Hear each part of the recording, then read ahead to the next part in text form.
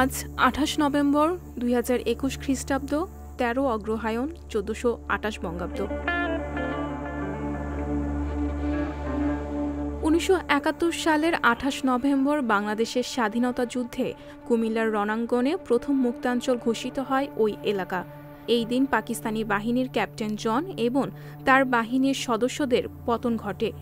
ওই দিন সকাল ১০টায় জগন্নাথ দিঘি তৎকালীন ইপিআর ক্যাম্পে স্বাধীন বাংলার পতাকা উত্তোলন করা হয়।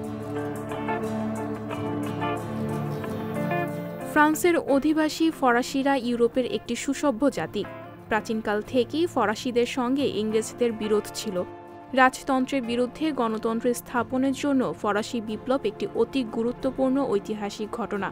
১৬৭৬ সালের ২৮ নভেম্বর ভারতের পূর্বাঞ্চলে অবস্থিত ওই সময়ের গুরুত্বপূর্ণ এলাকা পন্ডিচেরি বন্দর ফরাসিরা দখল করে নেয়।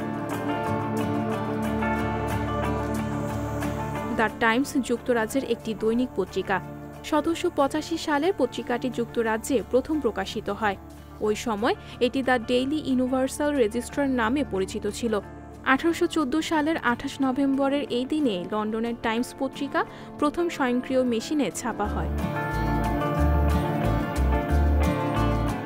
১৯৭১ সালের ২৮ নভেম্বর ইরানের ৩টি দ্বীপ আবু মুসা, তাম্বে বোজোর্গ, তাম্বে কুচাক থেকে ব্রিটিশ দখলদার সেনারা চলে যায়।